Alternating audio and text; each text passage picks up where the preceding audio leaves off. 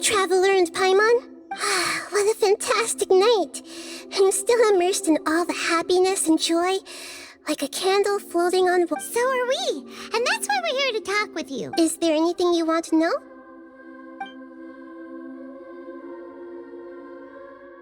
After recent events, the Akasha can no longer function as it used to.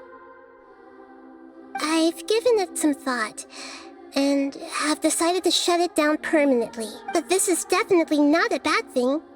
Even from the beginning, the Akasha's centralized administration of knowledge has always restrained people's curiosity and curtailed the number of paths available to them. Although people may initially feel a little uncomfortable with the loss of the Akasha, they will soon understand that this life... And as for the future of Sumeru, in preparing to regain control of the former sages have received their punishment, but the new sages have yet to be selected.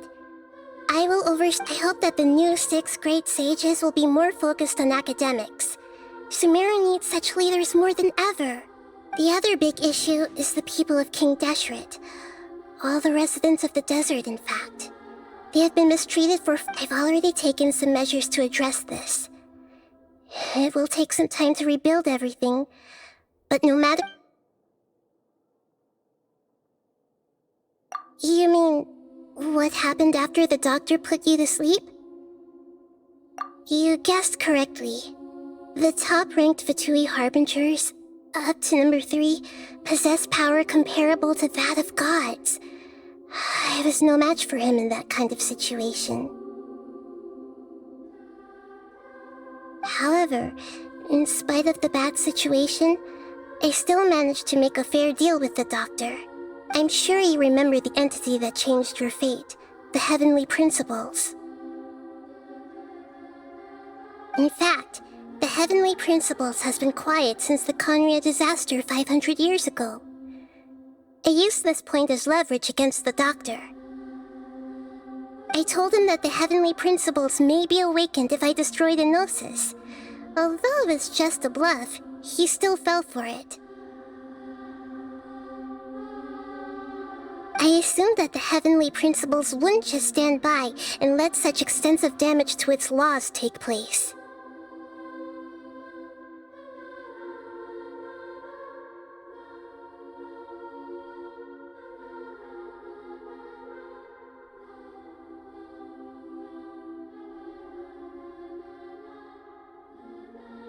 And as for what I exchanged for the Gnosis,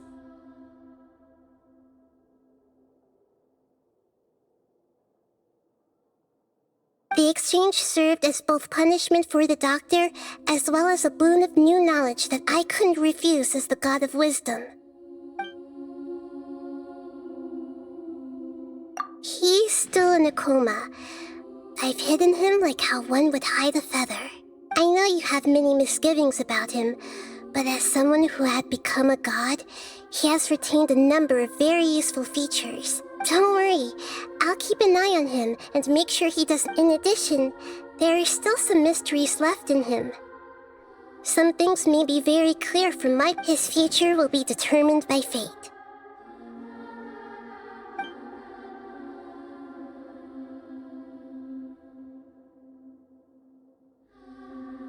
Is that where you're headed next? Fontaine, the Nation of Justice?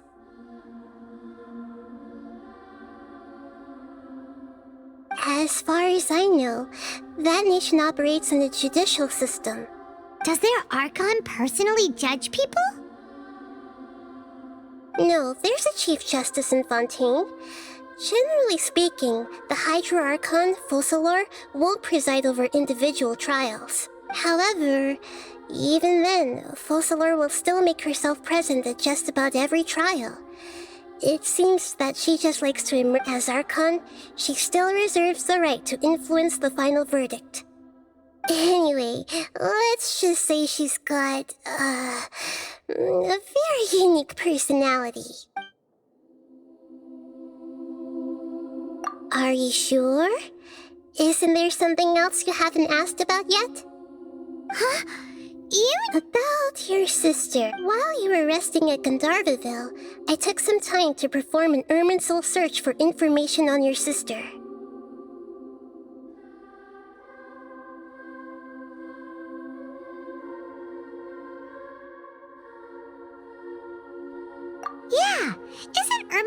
repository for all the information and memories of Tevat, so there shouldn't be anything on him or his sister. This is true in your case. Irminsul indeed does not, however, there must be something different about your sister. Because, as it turns out, the world has recorded information on her after all. What? There is only one possible explanation. She belongs to this world.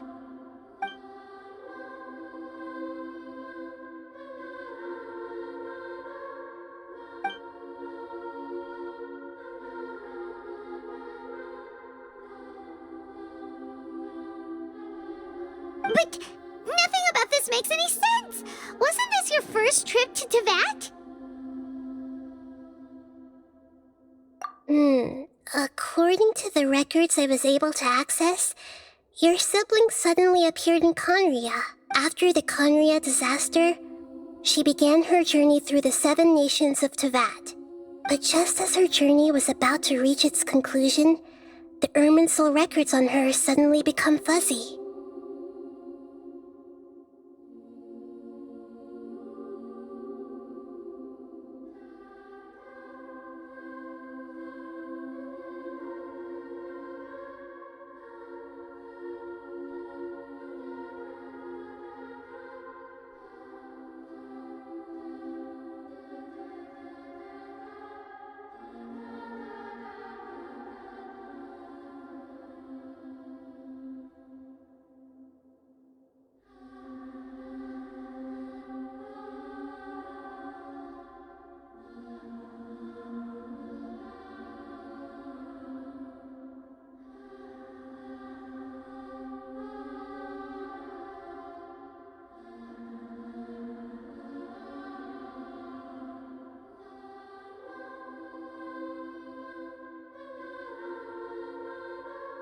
What do you mean, Fuzzy? Did something happen to her?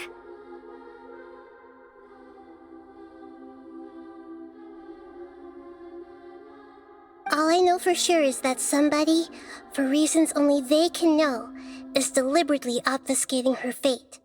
And whoever it is, if they can do that, who knows what else they're capable of. But even that wouldn't explain how she somehow comes from this world. Something else I noticed was that according to these records, the Fatui have not classified your sibling as one of the Descenders. What's a Descender? Paimon's never heard of it. Look, I'm sure you must be curious about the information I received from the Fatui in return for my gnosis, right?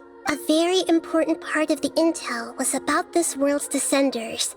External beings, ones that don't belong to this world. Traveler, you are Tevat's 4th Descender.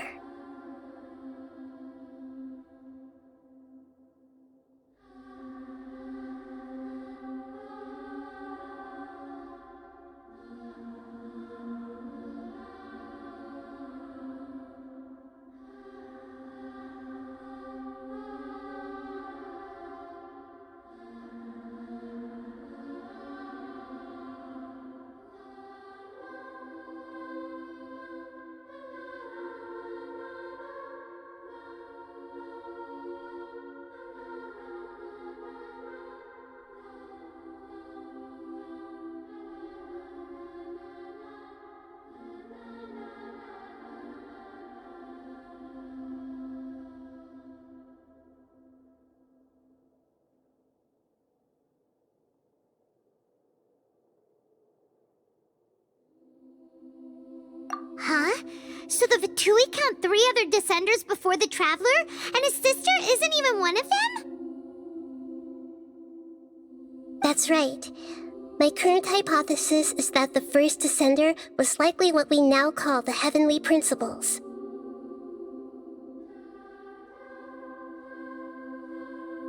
As for the other Descenders, I still need to verify their existence. It could take me some time. Paimon's head's about to burst from all this crazy new info. And yet, even knowing all this, I'm sure you must still have a lot of unanswered questions. I must say, there are many questions in my heart as well. I will need some time to go through each one of them. And soon, you'll also begin your journey anew and depart from Sumeru.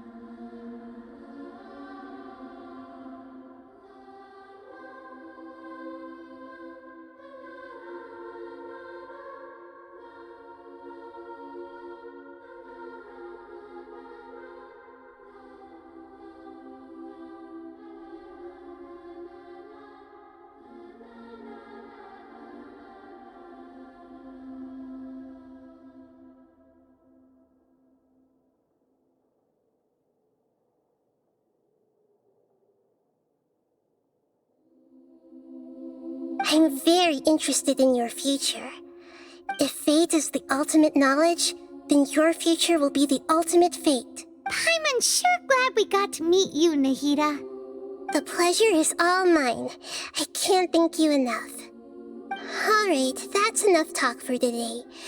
If you ever miss me, just close your eyes, and maybe I'll appear in your dreams.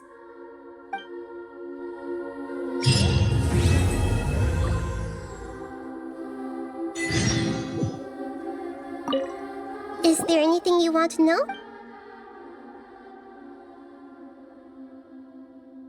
And soon, you'll also— I'm very interested if fate is the ultimate— Paimon's sure glad— The pleasure is all mine.